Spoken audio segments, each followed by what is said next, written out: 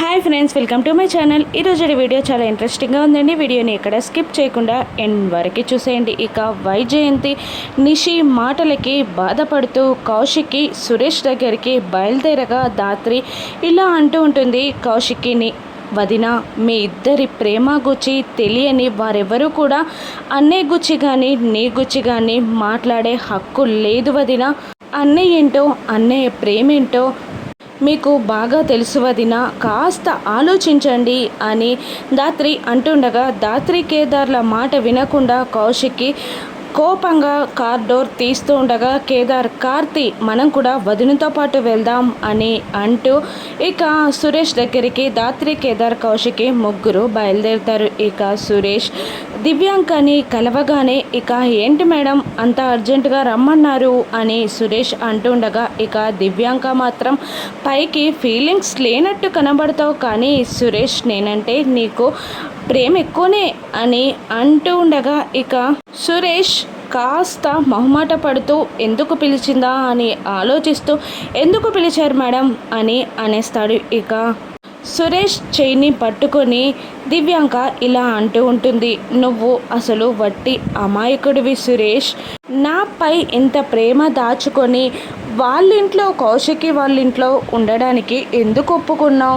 కౌశికిని పెళ్లి చేసుకోవడానికి అప్పుడు తొందరపడ్డావు, ఇప్పుడు మళ్ళీ కలిసి ఉండడానికి తొందరపడుతున్నావు. ఆ కౌశికి నిన్ను అవసరం ఉన్నంతసేపు వాడుకొని ఆ తర్వాత మళ్ళీ ఇంట్లో నుండి గెంటేస్తుంది సురేష్ అని అంటుండగా ఇక సురేష్ దివ్యాంక చేయి నుండి తన చేయిని విడిపించుకుంటాడు. ఇక అప్పుడే దివ్యాంకకి కాల్ వస్తుంది. నిషి ఇలా చెప్తూ ఉంటుంది, వదిన ఆల్రెడీ అక్కడికి బయలుదేరుతుంది. ఇక నీ పర్ఫార్మెన్స్తో ఈరోజు ఇక్కడ మ్యారేజ్ డే జరగకూడదు అని అంటుండగా ఇక నేను రెచ్చిపోతాను అని అంటుంది దివ్యాంక.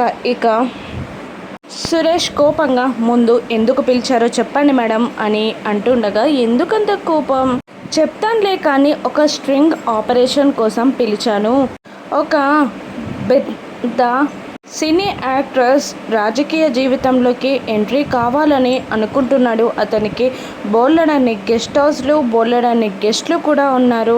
ఇక ఆ అనౌన్స్మెంట్కి ముందే తన చీకటి రాజ్యాన్ని మనం చూపెడితే మన ఛానల్కి హెల్ప్ అవుతుందని పిలిచాను అని అంటుండగా ఇక కౌశిక్కి లేట్ అవుతుందని ఫోన్ చేసి చెప్తాను అని సురేష్ అంటుండగా ఇక సురేష్ ఫోన్ని లాక్కొని మరీ దివ్యాంక ఇలా అంటూ ఉంటుంది, అవసరం లేదు, ఇక ఫస్ట్ డ్యూటీ మీద కాన్సన్ట్రేషన్ చేయి, కౌశికి మీద కాదు అని అంటూ అప్పుడే కౌశికి కార్ని చూస్తూ ఇక సురేష్ కళ్ళలో ఏదో పడింది అని నలుచుకుంటూ ఉండగా ఇక సురేష్ కళ్ళలోకి ఊదుతున్నట్టు యాక్టింగ్ చేస్తూ కావాలనే సురేష్కి దగ్గరున్నట్టు కౌశికి కనబడాలని యాక్టింగ్ చేస్తూ ఉంటుంది దివ్యాంక. ఇక అది చూసిన దాత్రి కేదార్లు షాక్ అవుతూ ఉండగా ఇక కౌశికి మాత్రం చాలా ఈసడించుకున్నట్టు ఫేస్ పెడుతుంది. ఇక కార్తీక్ కేదార్ అని అంటుండగా వద్దక్క, అసలు ఏం జరిగిందో మనం కనుక్కుందాం అని కేదార్ అంటూ ఉంటాడు.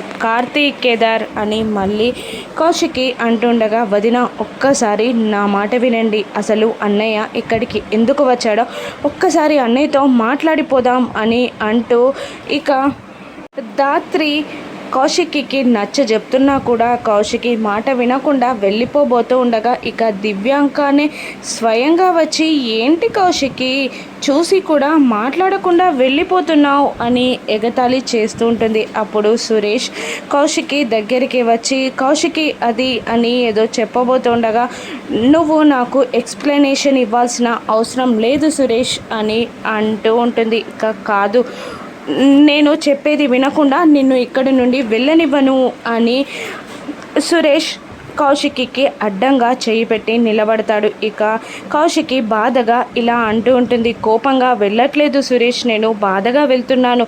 ఓటమి అంటేనే తెలియని ఈ కౌశికి ప్రతి విషయంలో నీ విషయంలో ఎందుకు ఓడిపోతున్నానా అర్థం కావట్లేదు సురేష్, మన మధ్యలో ఉన్న ప్రేమ ఇంతేనా?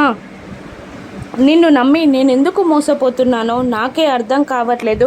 అయినా విడిపోవడానికి కారణాలు వెతుక్కోవాలి సురేష్, కానీ కలిసి ఉండడానికి కారణాలు ఎందుకు వెతుక్కోవడాల్సి వస్తుంది? మన ప్రేమ ఇంతేనా సురేష్ అని కౌశికి చాలా బాధగా సురేష్తో మాట్లాడుతూ ఉండగా ఇక దివ్యాంక ఇలా అంటూ ఉంటుంది, నువ్వు తప్పు చేస్తున్నావు కౌశికి. ఇక నీకు తనకి పెళ్ళి జరిగిందన్న విషయం ముగిసిపోయింది. ఇక నువ్వు ఒప్పుకున్నా ఒప్పుకోకపోయినా మీరిద్దరూ ఆల్రెడీ విడిపోయారు. మళ్ళీ కలిసి ఉండాలని ఎందుకు సురేష్ని బాధ పెడుతున్నావు? కాసేపు కూడా నాతో సరదాగా మాట్లాడనివ్వవా అని దివ్యాంక ఇంకా కౌశికిని రెచ్చగొడుతూ ఉండగా ఇక సురేష్ ఇలా అంటుంటాడు, అలా ఎందుకు మాట్లాడుతున్నారు మేడం? నేను మీతో సరదాగా మాట్లాడడానికి వచ్చానా? మీరు అర్జెంటుగా కాల్ చేసి రమ్మంటేనే కదా వచ్చింది అని సురేష్ అంటూ ఉండగా ఇక జగదాత్రి దివ్యాంకని తిడుతూ ఉంటుంది.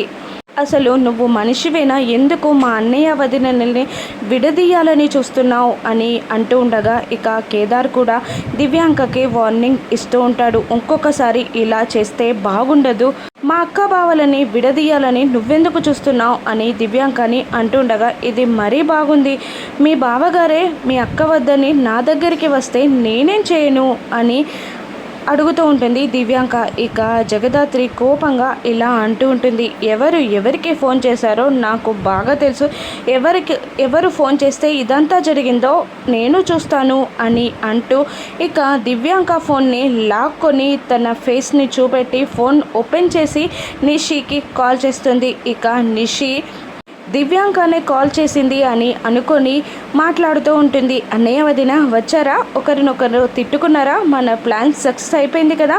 ఇక అన్నయ్య మీద వదిన అరిచేసిందా? ఇక మ్యారేజ్ డే లేనట్టే కదా. వదినని కూడా అన్నయ్య తిట్టాడా? వాళ్ళ మధ్యలో గొడవ పెరిగిపోయిందా? లేదంటే నేను మ్యారేజ్ డే చెయ్యొద్దు అంటే చేస్తారా? ఇప్పుడు చూస్తాను మ్యారేజ్ డే ఎలా చేస్తారో అని నిషి అంటూ ఉండగా ఇదంతా నిషి ప్లాన్ అని దాత్రి, కేదార్, సురేష్, కౌశికి అందరూ తెలుసుకొని షాక్ అవుతూ ఉంటారు. ఇక దాత్రి కోపంగా ఇలా అంటూ ఉంటుంది, 10 మినిట్స్లో అక్కడ ఉంటాం నిషి, అప్పుడు చూద్దు కానీ మ్యారేజ్ డే సెలబ్రేషన్స్ ఎలా చేద్దామో అని అంటూ కాల్ కట్ చేసి మళ్ళీ కౌశికితో ఇలా అంటూ ఉంటుంది, చూసారా వదిన, అన్నయ్యని అనవసరంగా అపార్థం చేసుకున్నారు అని అనగానే ఇక కౌశికి దివ్యాంకని చెంప మీద నుండి ఒక్కడి కొడుతుంది. ఇంకొకసారి ఇది రిపీట్ అయితే బాగుండదు దివ్యాంక అని అంటూ సురేష్కి సారీ చెప్తూ ఉండగా, సారీ అవసరం లేదు కౌశికి, అసలు నీ స్థానంలో ఏ అమ్మాయి ఉన్నా ఇలే ప్రవర్తించేది. ఇంకొకసారి మన పెళ్లి విషయంలో నిన్ను ఓడిపోనివ్వను, నేను ఓడిపోను కౌశికి అని అంటూ ఉంటాడు సురేష్. ఇక దాత్రి కూడా ఇలా అంటూ ఉంటుంది దివ్యాంకని, ఇప్పుడు వచ్చిందా బుద్ధి, ఇంకొకసారి మా అన్నయ్య వదిన జోలికి వచ్చినా వాళ్ళని విడదీయాలని చూసినా నా విశ్వరూపం ఏంటో చూసావు కదా, మళ్ళీ నీకు మంచి గుణపాఠం నేర్పిస్తాను, నీకు నేర్పించిన గుణపాఠం మర్చిపోతే ఇంకా మోసుకొని ఇక్కడ నుండి వెళ్ళిపోమ్మా అని అనగానే దివ్యాంక అక్కడి నుండి వెళ్ళిపోతుంది. ఇక దాత్రి కేదార్ ఇద్దరు కౌశికి సురేష్ చేయిని కలిపి ఈరోజు మీ మ్యారేజ్ యానివర్సరీ కదా, ఇలాగే కలిసి ఉండాలి అని అంటూ హ్యాపీ వెడ్డింగ్ యానివర్సరీ అని వన్స్ అగైన్ విషెస్ చెప్పి ఇక ఇంటికి బయలుదేరుతారు. ఇక హాల్లో అందరూ వెయిట్ చేస్తూ ఉంటారు. ఇక సురేష్ని రాబావా అంటూ కేదార్ తీసుకువెళ్ళగా ఇక కౌశికి వెళ్తూ ఉండగా దాత్రి ఇలా అంటూ ఉంటుంది, నిషి ఎందుకు ఇలా చేసిందో మీకు తెలుసు వదినా, ఇప్పటికే ఇంట్లో వాళ్ళందరూ మూడ్ ఆఫ్ చేసుకుని ఉన్నారు, ఇక ఇప్పుడు ఈ గొడవంతా అనవసరం అనుకుంటా,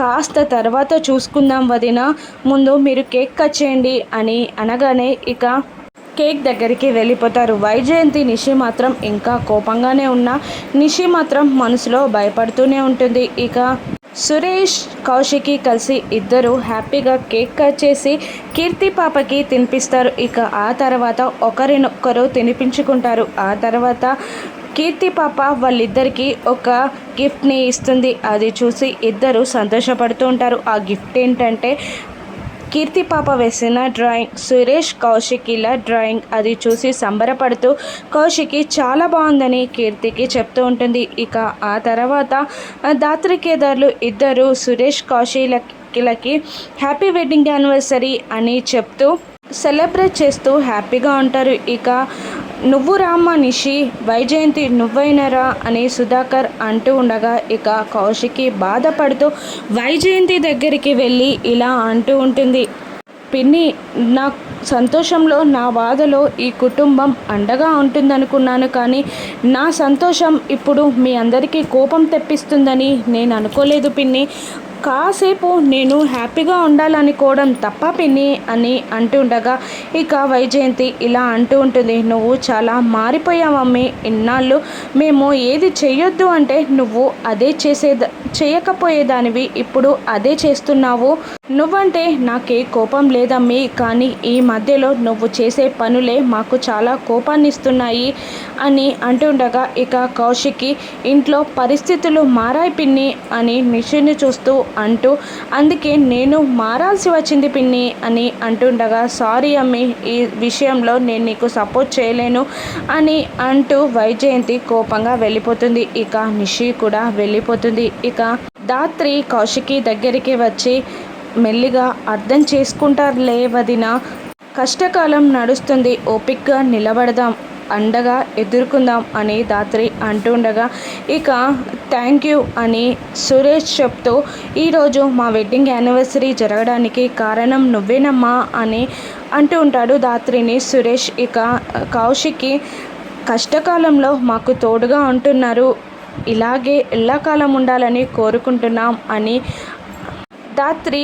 కేదార్లను మెచ్చుకుంటూ ఉంటుంది కౌశికి. ఇక చీకటి పడగానే నిషి తన రూమ్కి వెళ్తూ ఉండగా ఇక దాత్రి అడ్డుకుంటుంది, ఎందుకే నన్ను అడ్డుకున్నావు, జరుగు అని అంటుండగా ఇక నిషిని లాగిపెట్టి చెంప మీద ఒక్కటి కొడుతుంది దాత్రి. ఏయ్ అని అంటుండగా, ఏంటి నువ్వు ఏం చేస్తున్నావే, నువ్వు అసలు అన్నయ్య వదిలేనని విడదీయడానికి ఎందుకు ట్రై చేస్తున్నావు? వాళ్ళిద్దరూ కీర్తి పాప కోసం కలిసి ఉండాలి అనుకుంటున్నారు, కానీ ఆ చిన్న పాప ఏం చేసిందే, వాళ్ళ తల్లిదండ్రుల్ని ఎందుకు విడదీస్తున్నావే?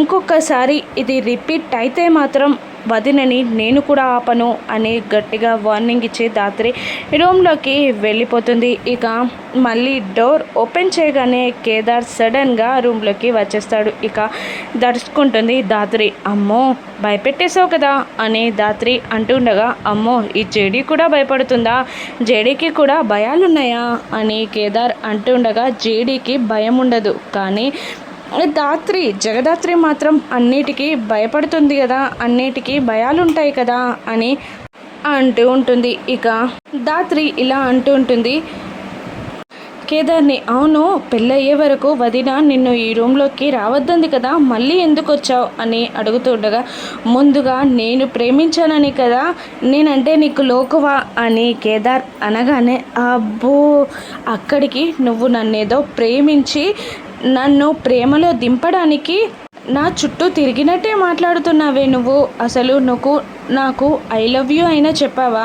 నేనే ప్రేమని అర్థం చేసుకొని నిన్ను ప్రేమించానే తప్ప నా స్థానంలో వేరే ఎవరైనా ఉంటే నీకు చుక్కలు చూపించి ఆ అరుంధతిని చూసేవారు అనగానే ఇక కేదార్ పక్కపక్క హ్యాపీగా మనసారా నవ్వుతూ ఉంటాడు. ఇక అక్కడ హట్ అయ్యారన్నమాట మేడం గారు అని అంటూ ఉంటారు. ఇక అవును హట్టవరా మరి అని దాత్రి అంటుండగా ఇక కేదార్ వెళ్ళి మిర్రర్ పైన ఐ అని రాసి చూపిస్తూ ఉంటాడు దాత్రికి. ఆహా ఏంటో అది అనగా, ఇప్పటి వరకు అవి మాత్రమే చెప్పాను, ఇంకా మరెప్పుడైనా ఇంకా 2 విషయాలు చెప్తాను అని అంటూ దాత్రిని ఏడిపిస్తూ ఉండగా, వెళ్ళమని చెప్పాను కదా అని అంటూ కేదార్ని తోస్తుండగా, పట్టుకొని వెళ్ళమంటే ఎలా మేడం అని అంటూ ఉంటాడు కేదార్. ఇక దాత్రి చేతులు తీయగానే కేదార్ వెళ్ళిపోగా దాత్రి ముసిముసిగా నవ్వుతూ ఉంటుంది.